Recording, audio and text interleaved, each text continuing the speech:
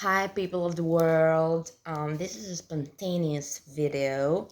Excuse my nails. I'm getting them done, and it's not doing well, so whatever.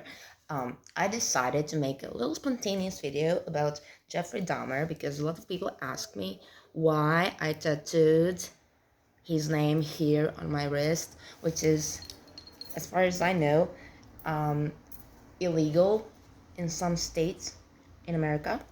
I'm not sure.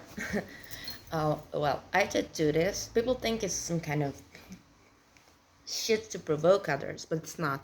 It's actually my tribute to Jeffrey because I found love for him, I found forgiveness for him, and why? Why? I decided to tell you why. Please excuse me because I'm not a native English speaker and this is a spontaneous video. Well, I was always interested in forensic psychology, but in my country, which is a shit heap, as British would say, somewhere in Europe, close to Italy, but we're not Italy at all, not even close to Italy by state of mind of people here. I kind of studied Jeffrey since I was 20 until I was 26. I was really detailed about it, if you know what I mean. Sorry if I'm using wrong expressions. I was really interested in Jeffrey, and right now I'm 34, and I've got kinda nothing to live for here, but whatever. Anyways, people ask why I tattooed it. I studied him very seriously because he was a very interesting person to me. I watched all the movies I could. I even went to dark side of the internet to find those which weren't available to download or stream online. I watched the whole trial, which is like, I don't know, I don't remember very well. I don't know, it's like 30 hours or more, I'm not sure.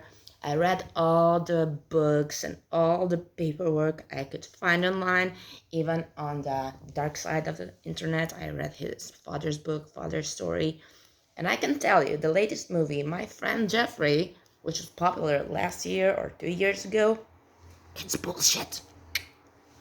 The point of my little investigation, which lasted for 6 years, is that Jeffrey is not a bad person. And that's why I found love for him.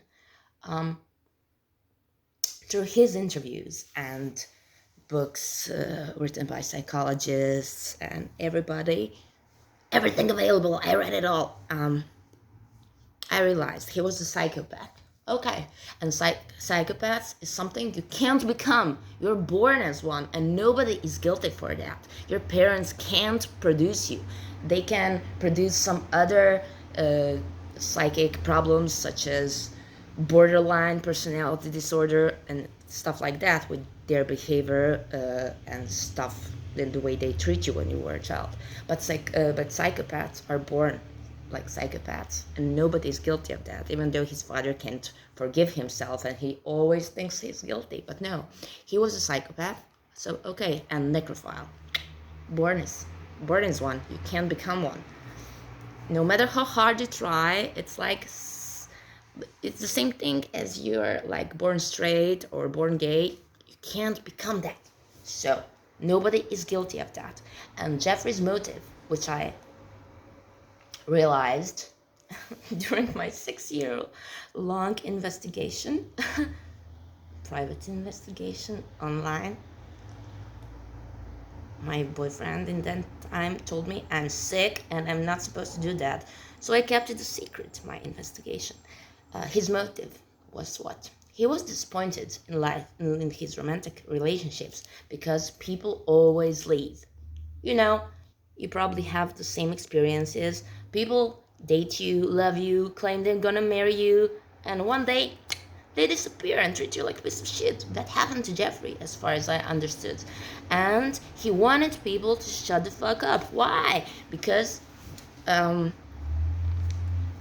because People talk only about themselves. Only about themselves. They talk.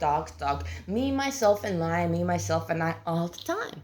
And when you want to say something serious, if you have a problem or anything like that, they ignore it because it's not about themselves. So he got sick of it. And why he did what he did? He did it because he wanted them to stay and he wanted them to shut the fuck up. He was actually misunderstood and sad person, unhappy, and why he did it, the way he did it, with putting them to sleep first, so his method wasn't actually really painful. At least he hoped so. He did because he's a psychopath, but his intention was good. He wanted them to stay and he wanted them to shut up. And yeah, he was a necrophile, so he ended up jerking off on that. You know what he did. If you found this video online, you probably know what I'm talking about. So he couldn't help himself. Fucking lucky strike. Something is wrong. You see? Whatever. He couldn't help himself. And he was a sad person. And that's why he's not a bad person. He had the best intention, but he was a psychopath. And he couldn't help it. He even stopped for, I don't remember how many years, because I was doing a research like 10 years ago almost. But I found forgiveness for him. And I kind of find myself in what he said. I wanted them to stay and I wanted them to shut up. I'm not a psychopath, so I'm not doing what he did. I'm just sad girl, and when somebody dumps me, I cry, and I'm like, fuck you, and stuff like that. Casual things girls do. But psychopath found his own way of dealing with bad relationships and shit. And okay, that's why I've got his name tattooed.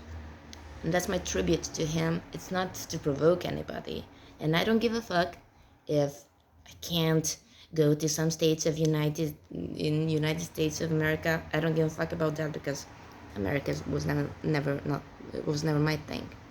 But I wanted that tattoo for a long time, and I had it done on a visible place because I really appreciate Jeffrey. Call me a psychopath. If you do so, you're dumb, because it kind of explains kind of well why, yeah. I always wanted to be a forensic psychologist, but no, I'm just a Academy of Fine Arts dropout, sort of, and was a Playboy journalist in my stupid country. Where it is, it doesn't matter.